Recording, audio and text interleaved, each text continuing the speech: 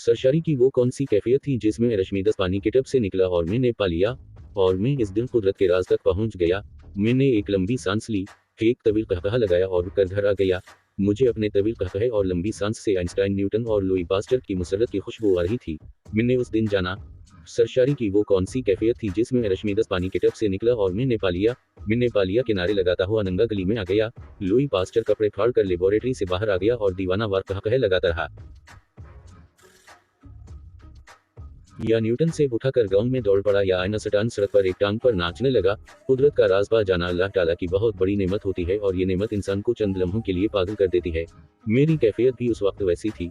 मैं नीम पागल हो चुका था। मैं मुसलसल कहकहे लगा रहा था और लंबी लंबी सांसें ले रहा था। मेरे घर वाले परेशान हो गए।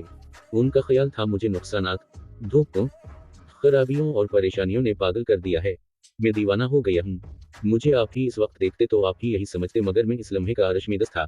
मैं इस लम्हे लुई पास्चर, न्यूटन और आइंस्टाइन था।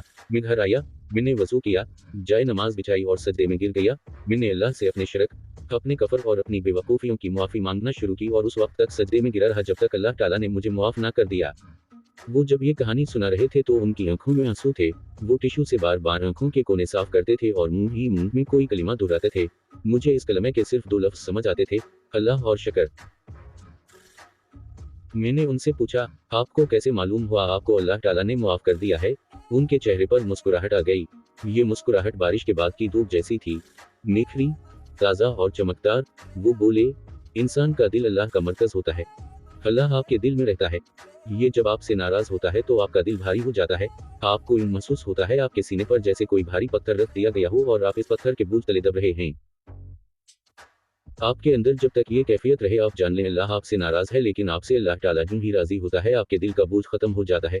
आपको महसूस होता है आपके सीने का पत्थर उठा लिया गया है और आप अंदर से हल्का फुल्का महसूस करने लगते हैं, और मैंने अपने सीने का बोझ उतरता हुआ महसूस किया। वो रुके और लंबा सांस लिया। उनका सांस ठंडी चाय के तवील घूंट जैसा था। वो बोले, मैं सजदे से उठा। मैंने बीवी से पूछा, क्या घर में कोई ऐसी चीज बाकी है जिसे बेच कर चंद हजार रुपए मिल सकें? इसने मुझे अजीब नजरों से देखा। इसकी निगाहों में तअस्सुफ था। वो ठीक सोच रही थी कि वाका मैं पिछले 6 माह में घर की हर कीमती चीज बेच चुका था। मेरी बीवी ने चुपचाप हाथ से सोने की चूड़ियां उतारी और मेरे हवाले कर दें। मैं बाजार गया और मैंने चूड़ियां बेच दी।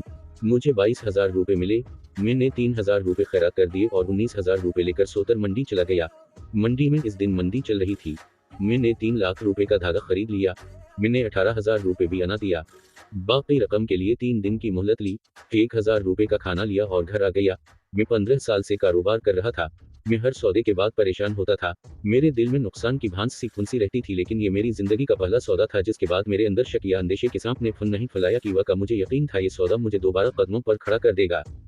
मैंने खाना अपने बच्चों के सामने रखा तो उनके आंसू निकल आए।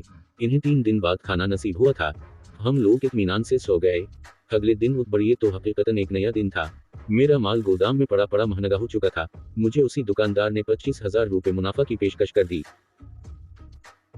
मगर मैंने इनकार कर दिया। शाम तक मुनाफा लाख रुपए हो गया और अगले दिन 1.5 लाख रुपए। आप जरा तस्वुर करो, मैंने सिर्फ 17,000 रुपए भी अना दिया था और मुझे इस पर 1.5 लाख रुपए फायदा हो रहा था। मैंने माल बेच दिया, 10,000 रुपए खैरात की, 2,000 का खाना लिया, घर पहुंचा और अगले दिन 5 लाख रुपए का तैयार कपड़ा खरीद लिया। मैंने 1 लाख रुपए एडवांस दिए और बाकी अदायगी के लिए 3 दिन की मोहलत ले ली। तुम यकीन करोगे, मुझे इस सौदे में 2.5 लाख रुपए बच गए, मगर ये मुनाफा असल मुनाफा नहीं था। मेरा असल मुनाफा एक कॉन्ट्रैक्ट था। मुझसे अगले दिन जीन्स बनाने वाली एक फैक्ट्री ने सप्लाई के लिए कॉन्ट्रैक्ट कर लिया। इस कंपनी को अमेरिका से जीन्स का बहुत बड़ा ठेका मिला था। मैंने 6 माह तक इन्हें रोजाना कपड़ा सप्लाई करना था। वो मुझे एडवांस रकम देते थे और मैं इन्हें कपड़ा सप्लाई कर देता था। अलीफ अल्लाह ताला ने करम किया और मैं 1 महीने में अपने कदमों पर खड़ा हो गया। मैंने कर्जे भी अदा करना शुरू कर दिए। मैंने अपनी बीवी की चूड़ियां भी वापस कर दी और मैं जिंदगी में पूरी तरह बहाल भी हो गया। और आज वो रुके, लंबा सांस लिया और बोले, और मैं आज फैसलाबाद का बड़ा सनतकार हूँ। वो खामोश हो गए। हमारे दरमियान खामोशी के कई दूर चुपचाप गुजर गए। वो इस दौरान हाथ मिलते रहे, आसमान की तरफ देखकर अलिफ अल्लाह का शुक्र अदा करते रहे और अपनी गीली आंखें साफ करते रहे। वो एक दिलचस्प किरदार थे। वो जवानी में लीक से कतपत्ती हुए, महल से फुटपाथ पर आए और दफ्तर की हर चीज बक गई और नौबत फाकों तक आ गई, मगर इन्होंने फिर 18,000 रुपए से दोबारा स्टार्ट लिया और वो मुल्क के बड़े कारोबारी बन गए। मैं उनसे वो फार्मूला मालूम करना चाहता था जिसने इन्हें 18,000 से 18 करोड़ और फिर 18 अरब तक पहुंचा दिया और मुझे इन्होंने ये कहानी सुना दी। मैं वो राज जानना चाहता था मगर उन पर रकत तारी थी। वो आंखें साफ करते थे, हाथ मिलते थे और लंबे लंबे सांस लेते थे। वो बड़ी देर तक इस कैफियत में रहे और फिर अचानक सर उतलिफ कर बोले, मैं भी दरअसल अपने बुरे वक्त में वही गलती कर रहा था जो दुनिया के ज्यादातर लोग करते हैं। मैं अपने दोस्तों, अजीजों, रिश्तेदारों, जानने वालों और मुखिर हजरात के पास जाता था। मैं उनसे मदद मांगता था। मेरे कुछ दोस्तों ने मेरी मदद की भी मगर बुरे वक्त में हर मदद बुराई साबित होती है। मेरा वो सरमाया भी डूब गया, यहाँ तक कि मेरे जानने वालों ने मुझसे मुंह मोड़ लिया। ये मुझे देखकर रास्ता बदल लेते थे या फिर मुझे पहचानने से इनकार कर देते थे। मैं उनके रवैये पर कुढ़ता था मगर मैं फिर एक दिन कुदरत के राज तक पहुंच गया। मैं अपना मसला समझ गया। मुझे महसूस हुआ ये मुसीबत अल्लाह की तरफ से भेजी गई है और मैं जब उसके हल के लिए लोगों के पास जाता हूँ तो अल्लाह ताला माइनत कर जाता है। ये कहता है ये कि कद्र बेवकूफ़ इंसान है। ये आज भी मेरे पास आने के बजाय, ये मुझसे मदद मांगने के बजाय लोगों के दरवाजों, लोगों की दहलीजों पर जा रहा है। चुनांचे अल्लाह ताला मेरी सख्ती में इजाफा कर देता है। मुझे मालूम हुआ मैं जब तक अलिफ अल्लाह के सामने नहीं गड़गड़ाऊंगा, मैं जब तक उससे मदद नहीं मांगूंगा मेरी सख्ती खत्म नहीं होगी। चुनांचे मैंने वजू किया और अलिफ अल्लाह के दर पर माथा टेक दिया और अलिफ अल्लाह ताला ने मेरे सर से मुसीबतों की धूप हटा दी। उसने मेरे रास्ते खोल दिए। हाजी साहब ने लंबी आह भरी और बोले, आप मुसीबत में जब भी किसी इंसान की तरफ देखते हैं तो अल्लाह